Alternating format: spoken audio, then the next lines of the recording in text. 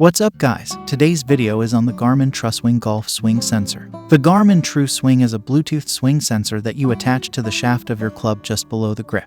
It clips on very without difficulty, and there may be a smooth pad across the internal in order that it does now no longer mark the shaft, although it's far graphite. There is a white line on the top end of the Truswing, and this should be facing you on the top. You also need to align this exactly with the face grooves or leading edge of the club so that the Truswing knows where it is relative to the club face. However, this is where the Truswing starts to raise eyebrows, as there is no need to calibrate the device to the club face like there is with the similar Sky Pro device. It therefore relies on your eyesight to get it aligned exactly with the face, and then uses its own built-in assumptions for the face loft of the club that you select, with the results being shown in 1 deg increments. Then being a few degrees out could affect some of the numbers. To see the results in all their glory, you need to download the Garmin Connect mobile app to your iOS or Android device, and then pair the Truswing using Bluetooth, which was quick and painless. You can also connect it to several other Garmin GPS devices, and I will come on to that later. Then it's only a query of choosing the membership you're the usage of and beginning to swing. This is okay when you have one of the pre-decided on clubs. However, I simply passed off to have a 3-iron with me, and the handiest alternatives have been 3 hybrid or 4 iron. I could of course just select 3 hybrid,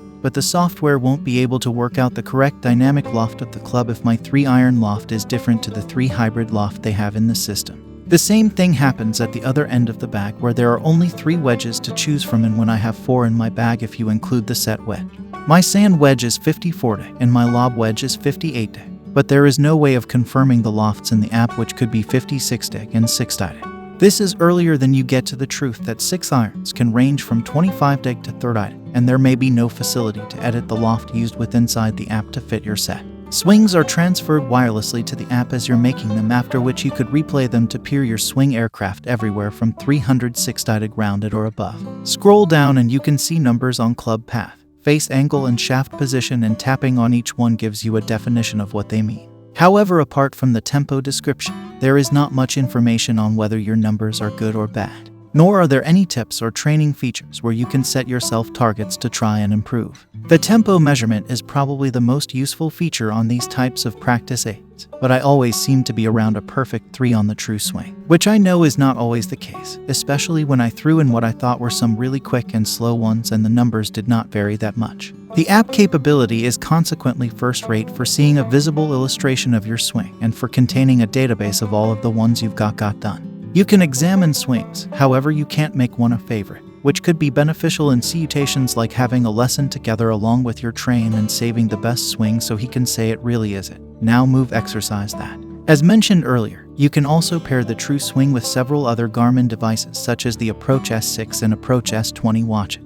This gives you the same data on your wrist, which is easier to view whilst practicing, but it only shows information for the last swing taken. Talking to any compatible Garmin device is probably the best thing about the Truswing. It can also connect to more than one device at a time, so I was using the watch for looking at the latest swing and my iPhone for more detailed analysis and storing data on all my swings. The Truswing is quickly charged via a standard mini USB connector cable that comes in the box, but you will need your own adapter for the mains, or of course you can plug it into a computer. As standard with those kinds of devices, it's far much less approximately the hardware, and greater approximately the software program with inside the app. The way it collects the statistics and what it does with it to feature fee and assist you enhance your game.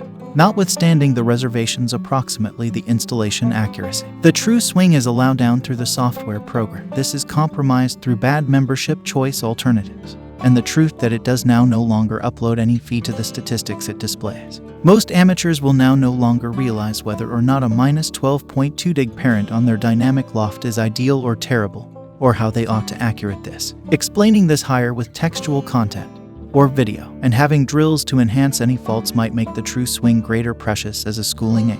These are all issues which competitor models launched 3 years ago have already addressed in their apps, and you would have thought that Garmin would have done a better job with their market research before launching the Truswing. The actual device itself is fine and provides good enough information if aligned correctly, but the whole package needs to work on its game to keep up with the competition. Pros: tracks plenty of data, good battery life, lightweight. Cons: poor in-app data presentation, fiddly to switch from club to club. Thanks for watching. If you liked the video, please hit the like button. If you want to see more videos, hit the subscribe button, and if you have something to say, please please leave a comment.